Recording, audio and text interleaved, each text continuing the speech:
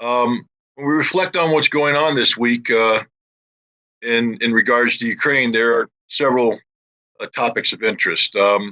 Leading the list maybe is perhaps the 101st Airborne Division's return to Europe. It's been nearly 80 years since the Screaming Eagles have set foot on European soil. They were famous for their participation in the Normandy assault, the defense of Bastogne, in the final conquest of Nazi Germany. But now they're back in Romania, and they've made headlines lately when the assistant division commander, accompanied by a brigade commander, did a helicopter tour with CBS News correspondent flying along the Romanian-Ukrainian border, and the assistant division commander made a comment to the effect that they're ready. They're ready to fight Russia if Russia decides to invade NATO, and if the situation requires, they're ready to go to Ukraine.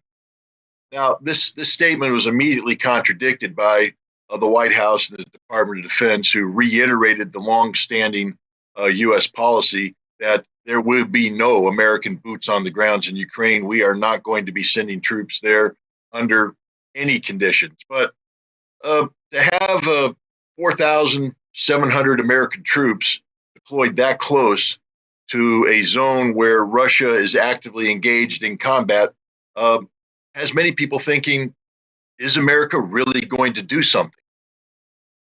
Let's be rest assured that the 2nd Combat Brigade of the 101st Airborne Division is not going to be invading Ukraine anytime soon. I have nothing against the men and women who serve in this unit. They're all honorable people, they're well trained, but they're not the proper unit for this kind of combat. The 101st Airborne Division performed admirably in Iraq and Afghanistan in low intensity combat situations, or in situations where they had a permissive environment for the operation of the helicopters that give them their famous air mobility.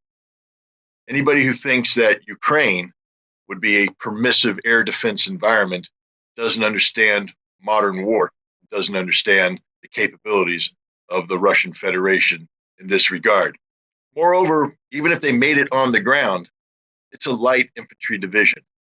They don't have tanks. They don't have armored fighting vehicles. They have 1 battalion of towed artillery. That's 18 guns to take on Russia's thousands. It's not that I'm encouraging or discouraging or just being disparaging of the potential of American combat with Russian counterparts in Ukraine. What I'm trying to tell you is no rational military leader would ever order the 2nd Brigade to enter Ukraine for the purpose of closing with and engaging the Russian Federation by themselves. So this is a unit that's making a presence. It's a unit there to deter. It's a unit there to bolster the morale of the Romanian army, but it's not a unit that's prepared to enter Ukraine, and it's not an indication that the United States is even considering going into Ukraine to engage Russia. So I think people can calm down on that regard. The second thing is the dirty bomb. It's achieved headlines lately. What is a dirty bomb? It's basically high explosive with radioactive material attached to it. It would blow up, in theory, spread the material around, contaminate the area, causing casualties among anybody who arrived. The Russian Federation has made headlines. Marshal Shoigu, Sergei Shoigu, the defense minister of Russia, has reached out and contacted his counterparts in the United States, the United Kingdom, France, Turkey, and elsewhere, and warning them that Russia has intelligence that Ukraine is preparing a so-called dirty bomb, a radiation dispersal system that would be used in an effort to create a false flag. That is, to create an incident that Ukraine would say the Russians did it. The Russians attacked us with a nuclear device in the hopes that NATO and the United States would respond in support of Ukraine. I can say this. I don't believe that Sergei Shoigu would pick up a phone and call his counterparts in the West for a simple propaganda exercise to spread disinformation. When he picks up the phone and he talks, it's about life and death. It's a serious thing. And when he picks up the phone and talks with Lloyd Austin or Ben Wallace or other counterparts, it's done to try and prevent an escalation. It's done to deconflict. It's not done to play information warfare or spread disinformation. So there had to be a reason why he made this phone call, and we now know what it is. Russian intelligence had gathered specific information about the Ukrainian government preparing a radiological device, a dirty bomb, which they would then deploy in a manner which made it look like Russia had attacked Ukraine. Now, the thing about intelligence is it's not always right, it's not always complete. But when you're a decision maker, a leader, and you receive an intelligence report of this significance, sometimes you have to take action. And Russia took action. What's the result? Well, Ukraine, of course, declares that they're doing nothing of the sort. They've invited investigative bodies from the International Atomic Energy Agency in to investigate. And Ukraine's allies in the West have come out and said, well, this is just Russian exaggeration, Russia fear mongering, Russia actually claiming that Ukraine's doing something, but Russia's really preparing to do it. Nonsense of this nature. But that doesn't matter. The real impact is Russia put a marker on the table. Russia told their Western counterparts that they were concerned about this, and the Western counterparts have acted in a manner which probably means that Ukraine will not be doing anything of this nature if, in fact, they were ever planning to do this. So there's your dirty bomb scare for the week. That's not the most important thing that's happened this week. The most important thing that's happened this week is a speech given by Russian President Vladimir Putin in Sochi, the Valdai gathering. President Putin is noted for his political rhetoric. His speech before the Russian Federation Council in April of 2005, where he declared that the fall of the Soviet Union is one of the greatest calamities of the last century. This got the attention of the world. His speech in 2007 at the Munich Security Conference, where he famously took the West to task for their behavior in the world. He chided the American unilateralism, and he spoke of the need for a multilateral world. He's given numerous speeches. His speech in February announcing the special military operation, his speech announcing partial mobilization, all very important speeches, all speeches that people should listen to. But his presentation today is notable because, in effect, he's saying that American hegemony is over, that the age of the American singularity, of the rules-based international order is finished, that the world is in a transition stage, and that Russia will be taking a leading role in participating in this transition. We live in a historical time. We live in a time where things that we once assumed to be the case are no longer the case. And when we look to the future, there's a lot of uncertainty. So there's no better person to turn to at this point in time than somebody who sits in a position of power and authority in Russia. My guest, Franz Klinsevich, he is a member of the Senate, the Russian Senate. He's a 7-year veteran of the Russian Armed Forces. He served in Afghanistan as a paratrooper. But today, he is a member of the Defense and Security Council. And this is a very high-level body that considers issues related to the topics we're talking about. So first of all, thank you very much, sir. Thank you for coming on today and talking with me. If I may, as my first question, I'm hoping that a lot of Americans are watching this show today. And Americans are ignorant, frankly speaking, about Russia and how Russia operates. If I told Americans that I had a member of the United States Senate's Armed Services Committee on, they'd know exactly what I was talking about. I have you on right now. You're a member of the Defense and Security Committee of the Russian Senate. What do you do? What kind of work do you do? What role do you play in policy formulation? Why are you an important person to talk to?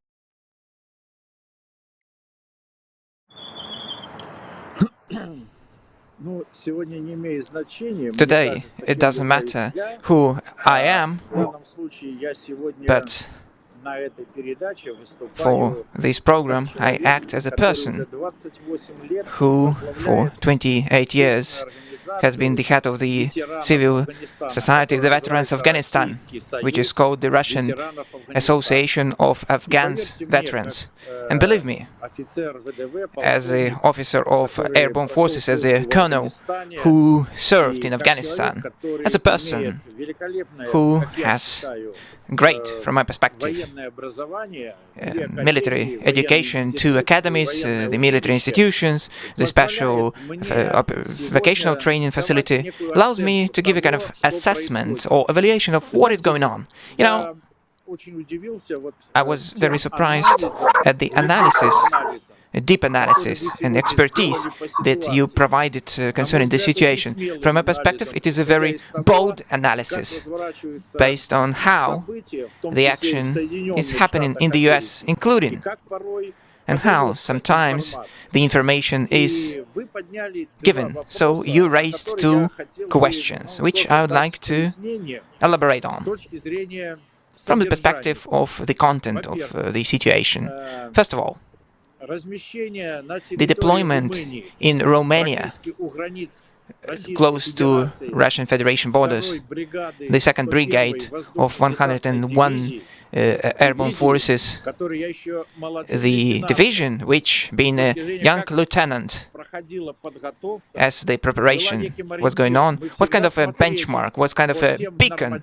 We always follow the instructions and requirements, have the troops of 101 division performed, and we were very proud to outperform those criteria and requirements in our airborne forces of Russia and the Soviet Union.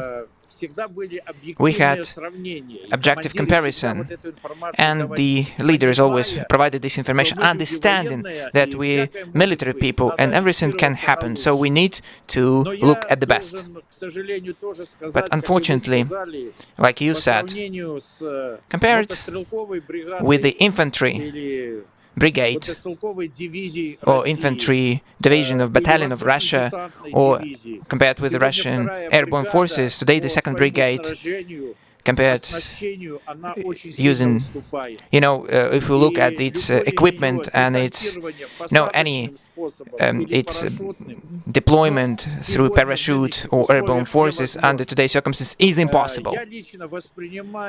I personally regard the deployment of this division in Europe as a kind of deterrence act, with the possible support of Romanian and Moldavian forces connected with possible so-called necessary action against Russia. Since what is happening with the 101st Airborne Division is correlated directly with those tasks set by you in the 2nd question connected with provocations. But you need to understand that Ukraine has lost its independence as an independent state. It lives and it conducts war since the US and NATO countries support through combat forces and through equipment. And today, the president, during the Valdai Club conference, was very explicit about that we are trying to save our people, both our troops and Ukrainian, and we're not conducting war as the whole NATO is conducting war against us. We are conducting a special military operation.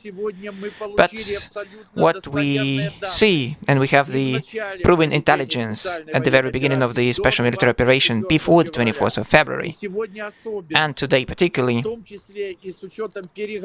concerning the negotiations which are conducted by the Ukrainian military forces and President Zelensky with Great Britain on creating the small nuclear warhead, which can be used immediately, raises a huge concern among Russian leaders. That's what the whole narrative is about.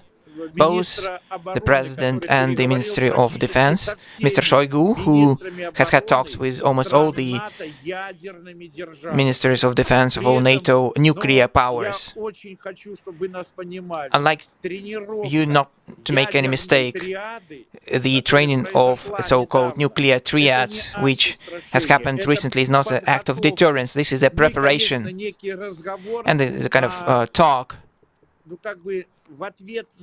in response to how in the Western mass media we see this information that we don't have anything in Russia, that we're just having cartoons, the missiles are out of date, they cannot fly.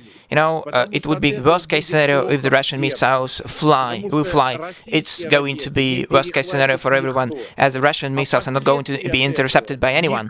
And the consequences of like that shouldn't happen, because the life will not exist anymore. Therefore, such a talk is taking place. But make no mistake, today, we are a very peaceful nation and we are very tolerant people. And just behind our Russian tolerance and dignity, we are always deceived. One thing is said and another thing is done. And since today, the collective West has a kind of,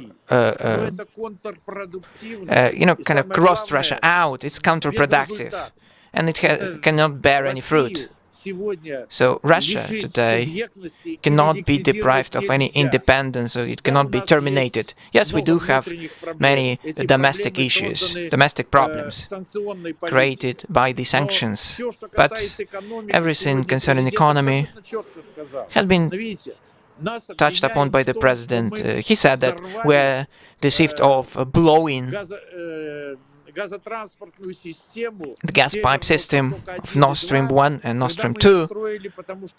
And we built this Nord Stream system because we tried to make money on that. That was our main pipeline to the Western Europe. Now we are blamed for any alleged provocation. If something like that happens, we will be blamed for that. Therefore, today we are trying to warn everyone, and based on proven intelligence, on solid intelligence. Thanks, we have that type of intelligence. We don't have any intention, we don't have any willingness, and we don't have any plans to do so. Our planning is connected with the nuclear weapons, can be seen in the doctrine. Every person can read our doctrine and can read the circumstances under which our nuclear weapons can be applied. So Russia is not under threat right now. The world shouldn't be worried about the use of nuclear weapons by Russia. At the same time, we do not agree with the fact that Ukraine, and, being a person who is originally Belarusian, I'd like to mention that both Russians and Belarusians and Ukrainians are the single people, are the one people, the Russian people. And in Ukraine, in Ukrainian and in Belarusian, they speak two dialects of the Russian language. So this is the problem starting with Mr. Lenin, when the national policy was was created, and the Lenin national policy was a kind of long-term mine which blowed the Soviet Union, and right now it is trying to blow Russia, segregating and making one people, two separate representatives of one people, enemies, in a kind of civil war. We're absolutely positive that today the war, which is being conducted by collective West against Russia by the hands of Ukrainians, was imposed by the collective West. And as the President said, we were forced to conduct and start these military operations. In 2 years' time, it would be late. In 2 years period of time, we would be defending Moscow and our own cities, understanding that our independence was under a big threat. Today, under the circumstances, the President and the Minister of Defense, and even the Minister, not even the Minister of Defense, but the Minister of Foreign Affairs and even the Minister of Defense keep on saying that we are ready for the negotiations. But we needn't talk to Ukraine. It is not an independent country, and Mr. Zelensky, as an actor, prepared for this particular performance, it has been lost for us. I'd like to say even more. His family, which is right now abroad, which is secured by the British Special Forces, it's kind of a hostage. You know, if he does something wrong, his family has been taken hostage by the Western Special Forces. And so we cannot demonstrate in information field, we cannot convey this message.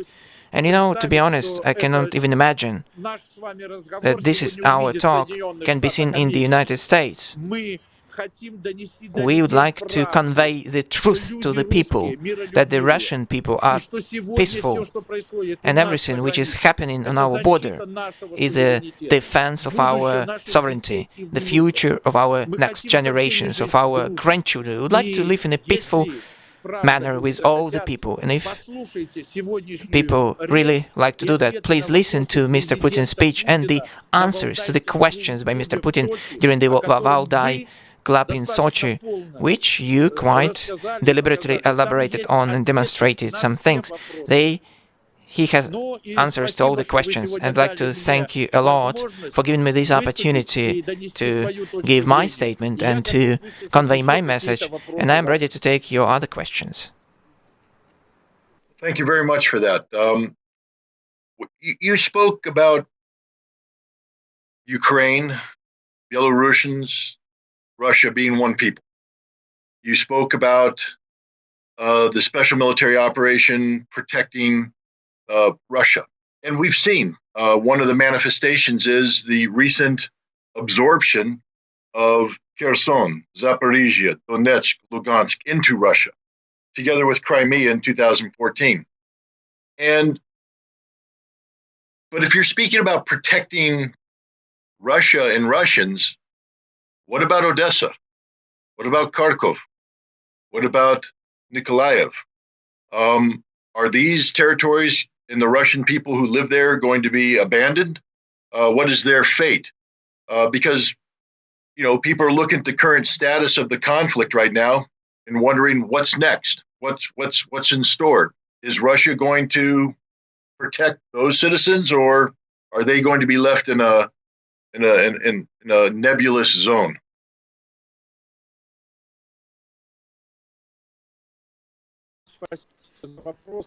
Thank you for your question. You've raised a very serious question. There is another important component to that. So 3 tasks being solved by the Russian forces starting their special military operation. The first task is liberation from genocide, which over the 8 years of time suffered by the Russian people living in Donetsk and Lugansk People's Republics, which did not agree to live under the fascist regime, and which did not agree to the coup d'etat happened in 2014, and Yanukovych was overtaken, who had to evacuate with the support of the Russian military forces from Ukraine, not to be actually assassinated. Nobody talks about that, but this is still true. The second task is demilitarization of Ukraine, and this operation is going to be completed. And the second task, the most important task of the Russian military forces, you know, my passed away dad and granddad could not even imagine that we are doing denazification of Ukraine, that we are trying in the European state who, those fascists and Nazis who have power, who right now using these fascist mottos and statements, who are just destroying the monuments to the Russian military leaders who elaborated Europe and who supported the divisions of SS and divisions of Nazis. And you see these tattoos, these crazy tattoos in the Ukrainian special authorities with different Nazi signs and the Nazi signs of SS divisions. Can you imagine that? It is not just out of the blue, and the collective West and Europe keep silent about that. Nobody talks about that. So today, it is not acceptable. When talk about that, it is not acceptable. And we cannot even have this Ukraine being a platform from which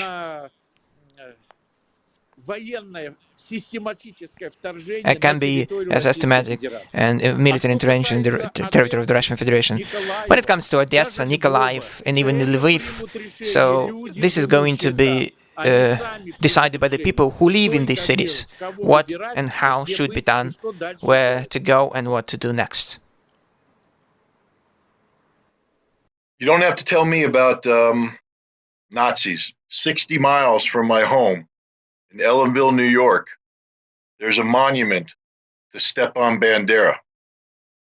I understand the problem that you face. I don't understand how my country could have gone to war against Adolf Hitler, allied with the Soviet Union, to defeat the scourge of Nazi ideology, only to allow a statue to be erected on American soil. So I sympathize with you completely on this issue. But now you say the citizens of Lvov are going to make a decision about their future.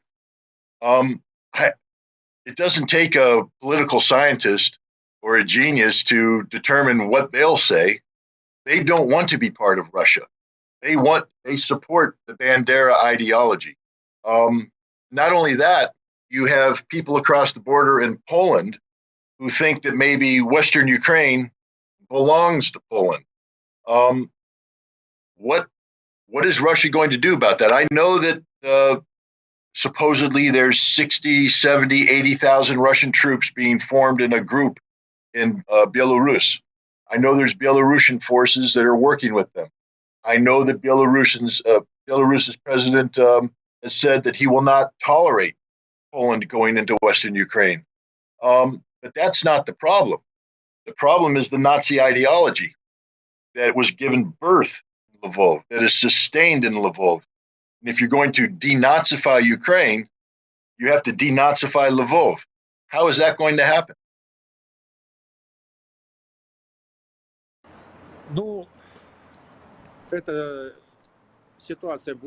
This is, they talk about the future. Undoubtedly, it can be resolved. I'm absolutely positive about that.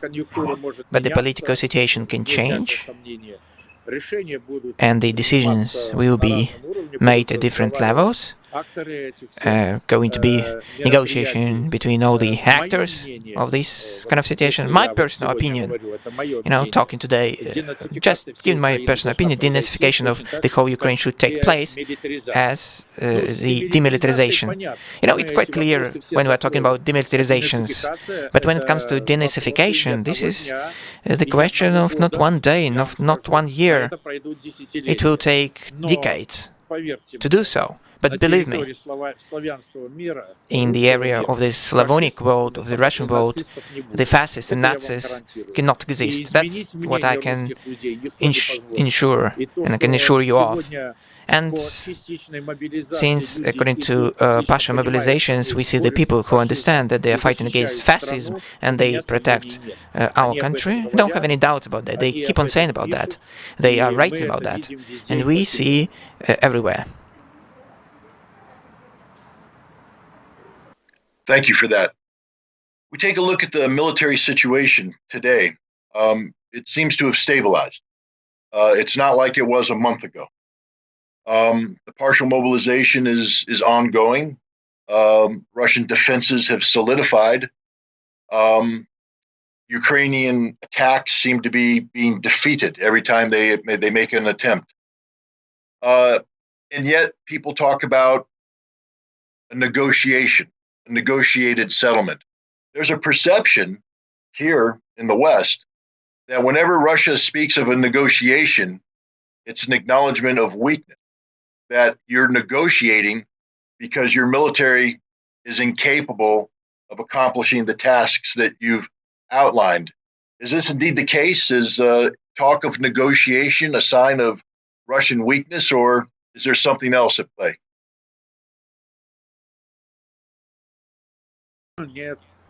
No. You know, the talk about negotiations is a talk about the agenda and the participants.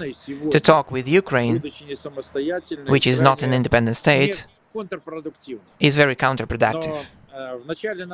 But at the beginning of our talk, I told you, and you need to understand that everything connected with Ukraine, with its military components, is not a threat to Russia. Today, over the 8 years, the collective West, behind the peaceful narrative, they have prepared Ukraine for 8 years for the war against Russia. And today, we see kind of a proxy war of the collective West and NATO against Russia. And we need to understand that. We need to admit that. You cannot hide this component anywhere. That's why there are so-called tactical decisions on the battlefield line, on the front line. We have 1,200 kilometers of the front line, and the Russian forces, which started their military special operations, are just 4 to 5 times lower in number compared with Ukrainian forces. But we have over tens of thousands of the mercenaries from different Western countries, both as military specialists and the representative of private military companies affiliated with these enforcement and military ministries of NATO countries. Just recently, I've read in the West mass media and about the losses by the Western mercenaries. More than 50,000 of dead of foreign mercenaries, representatives of so-called private military companies. Big losses in the Ukrainian military forces. And the fact is that the committee of the soldiers' mothers applied to the leaders of Ukraine to get response to those who are lost, 320,000 people. And if we look at the official numbers, you can see that it's over 400,000 of people, destiny of who is unknown. You have 6,000 tanks, more than 6,000 of different armored vehicles, 4,000 artillery systems and mortaries, 400 reactive systems, around 400 systems of air defense systems, and more than 3,000 of artillery systems of different type have been already eliminated on the territory of Ukraine.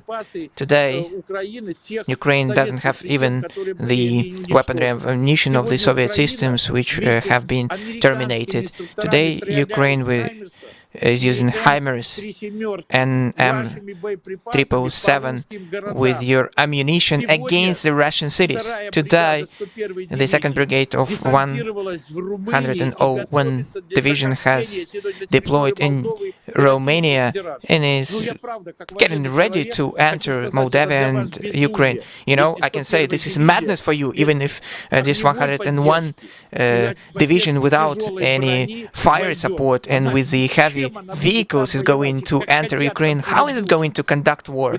They're going to be just suffocated there like small cats. It's not just fighting against just unprepared people. So this situation is not very favorable for them. But I would like to say to you that when we are talking about the front line. Today is kind of an expectation phase. We have created reserves and we are expecting when, including and first of all, under the leadership of the American commanders. It's not a secret for us. Maybe it's secret for you. It's not classified information to us. It is just under the leadership of American generals and those military specialists of other NATO countries. And Ukrainians are just the puppets. Today, in every brigade, in every regiment, there are mercenaries. There is equipment using these special satellites of distance operation and organized by Mr. Musk, Elon Musk, of fast internet by Starlink. We see the management of forces by NATO leaders and of Ukrainian forces we are waging war against. You need to understand, it's not Iraq, it's not Lebanon, it's not Egypt. This is war, using the network and NATO-centric, just 268 satellites, American satellites, are working for the purposes of the Ukrainian forces. Can you imagine what we're talking about? So this is a very serious preparation from the US. But I'd like to tell you for sure, the president just recently said that we haven't even started in earnest. So, the situation in the future can develop in a negative way, in the worst-case scenario. And those military leaders and military commanders who would like to push Ukrainians to use this dirty bomb with further provocation against Russia, where we have all the proven intelligence, we will have very long-term circumstances and repercussions for the whole world. Believe me, we will not tolerate that. We will hold everybody accountable for that. That's why we keep on saying that Ukraine, together with the Western representative of NATO countries, is preparing provocation against Russia to demonize Russia and probably to use more serious things.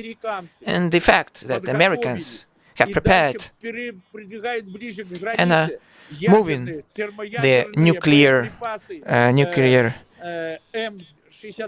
B-6112 closer to Russian borders. This is not a very friendly act. Can you notice that? In the territory of Cuba and Mexico, or any country close to the say Venezuela, we are not preparing, we do not deploy our strategic forces and our nuclear weapons over there. And these nuclear weapons that are moving to the borders of Russia are not for the Korean People's Republic, where you have great friendship and whom you give just threats. This is all against us, and it is being prepared against us. And that raises just huge concern in our country. If I'm going to be shown to the American TV audience, I would like to mention one more time, we are a very peaceful nation, but the Russians always started the war in our own territory, but completed that war in the territory and area of those states which started war against us, started the history of Russia and of the Soviet Union and the Russian Empire. The Russians do not lose wars. And we have never started this war. We have never started this particular war. We are defending our sovereignty, and this message should be conveyed to everyone. Well, thank you very much, and you just conveyed it, so I hope people are listening. Before this special military operation started, Russia presented 2 draft treaties, one to NATO, one to the United States in December of 2021, that spoke of the need for the creation of a new European security framework.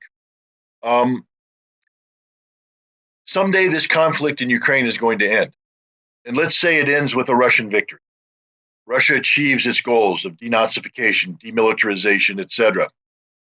Is Russia willing to re-engage with the West about a new European security framework? along the same lines that they articulated in December? Or is Russia, emboldened by its victory, going to make the terms even more difficult? Is Russia willing to seek a diplomatic solution with the West to this problem?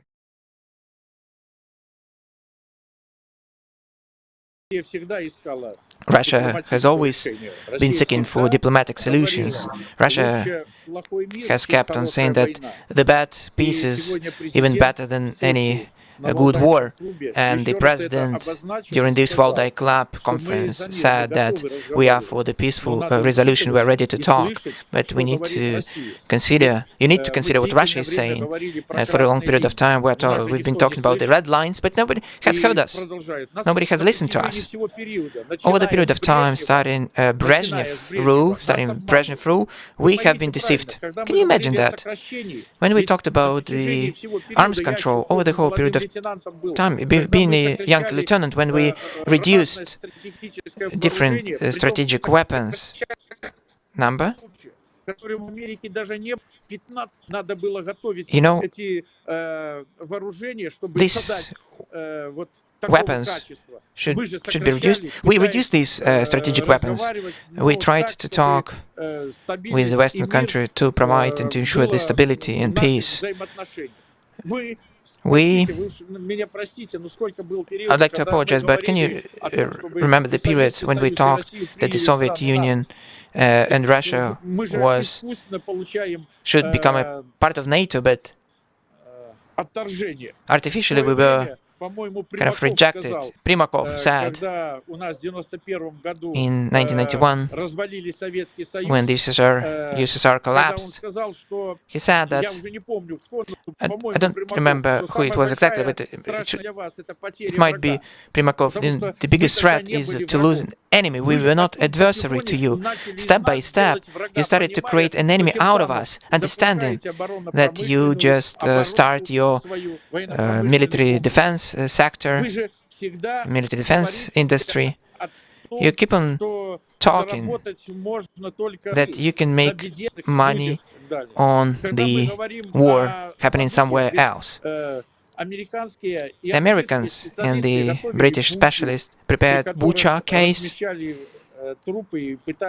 where the corpse of people were just placed along the streets, and Russia was blamed for that. And we look at the documents, and the journalists said that it was not the case.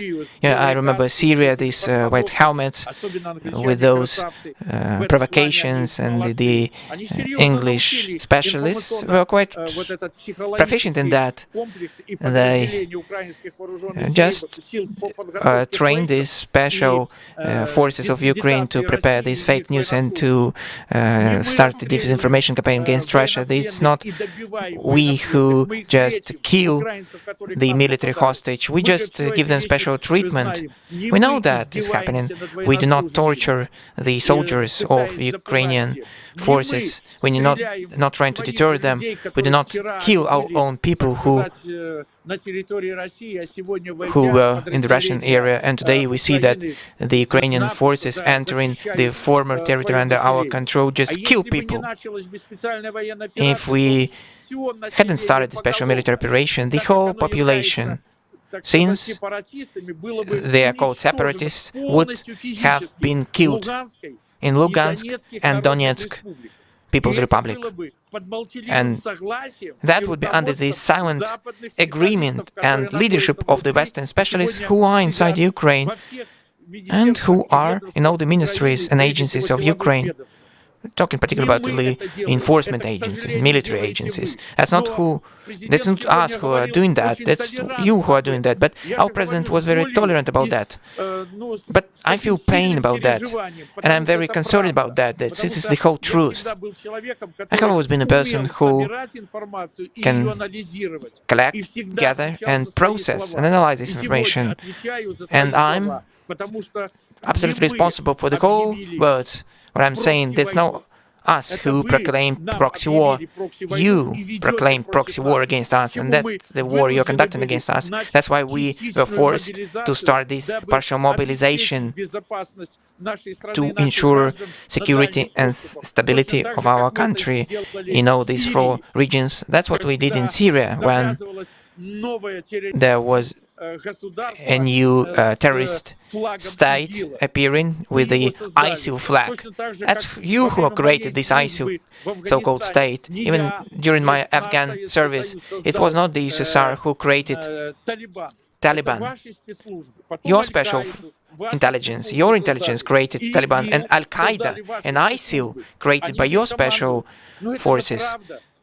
And they are led by them. It's not kind of a nuisance or the nonsense of a former officer. The situation we see today and the situation demonstrated by our president during today's speech can be regarded as a kind of float. But we are saying that you are playing with fire, and we do not light the matches and the powder barrels. But thanks to the God, we have means to defend our country and to protect our state, our independence in our borders. You need to understand that. I'd like to reiterate, Russia and the Tsar Russia, Soviet Russia, and new Russia has never started war. We were attacked. But all the wars have been completed in the capitals of those states which started war against us. Look at the history, remember the history, and try to think how to convey a message to your politicians that all the work against Russia is of counterproductive nature. Russia is ready for cooperation, to peaceful resolution, and further work. We did not blow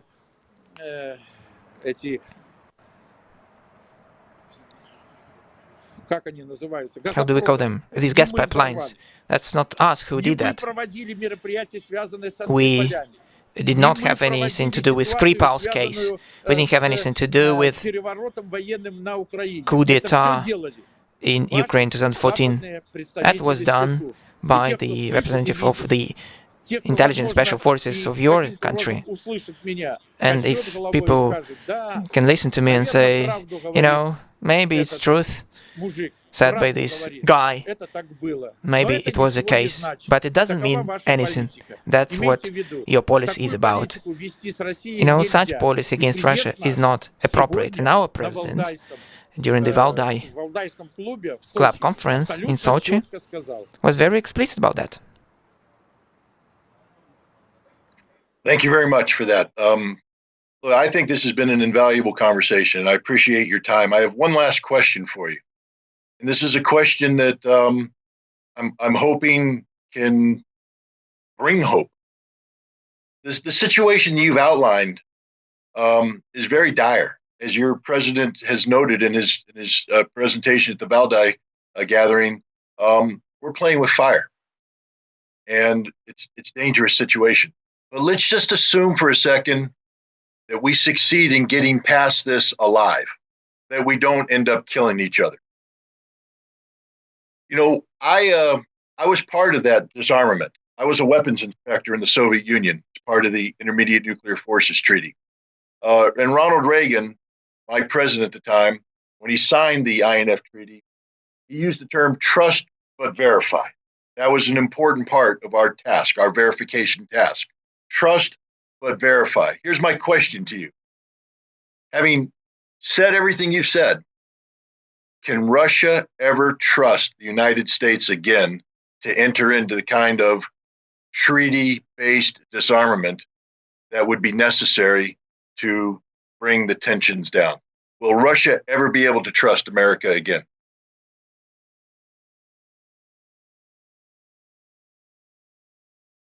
You know, when those Russians, even when we have been deceived 1,000 times, but then there is a constructive talk, we always trust. We always trust. We are very ready to trust people, and we will be ready to take any steps to avoid war. We will take all the necessary steps for the peace to be sustained. Unlike the US, Russia has always faced these problems.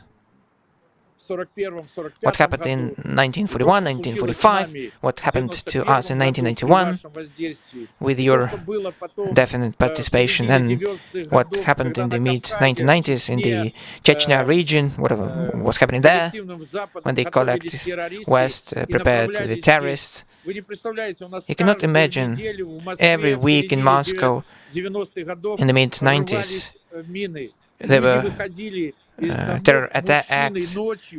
There were people who just were on guard not to avoid any explosions in their blocks of flats. That was organized by the Western countries, and we've gone through that. But nevertheless, we are ready to trust, and we will be ready to achieve this peaceful resolution, friendship and trust. Russia has never, under no circumstances, changed its treaties and words. We've never deceived anyone, but when Russia is deceived and when there is a serious threat to Russia, it takes a long time for Russia to start, but we move very fast after that. That's what the Russian saying goes. So this Russian saying should be conveyed to the people. We are a very peaceful nation, and we'd like with the collective West and with the USA to live in peace. But if there is a threat to Russia, we will retaliate. And we are capable of any retaliation. We have all the necessary capabilities to retaliate, and we are able to do that, believe me. We are very determined and bold people, but we are ready to trust, and we are ready to friendship. Let's have friendship. That's only the way how we live in a peaceful world. If anyone who is trying to make money on the war, we will say to them, make your money in a peaceful way. It can be done with Russia. Russia has been developing very intensively, but you cannot make money on war against Russia. On war against Russia, you will lose everything, including business and life. That's what I know for sure. Believe me, as a person attending war in total more than 7 years. I believe you. Thank you very much. You've been a very valuable guest. I appreciate your time and your honesty and your answers. This has been Franz Plintsevich, a senator in the Russian Federal Council. Unique insight into the Russian point of view. And frankly speaking, at this point in time in the United States and indeed in the collective West, we need to consider the Russian point of view. You may not have to agree with it, but consider it, discuss it, debate it, have a dialogue about it. That's how you empower yourself with knowledge. And remember, knowledge is power. Thanks for tuning in.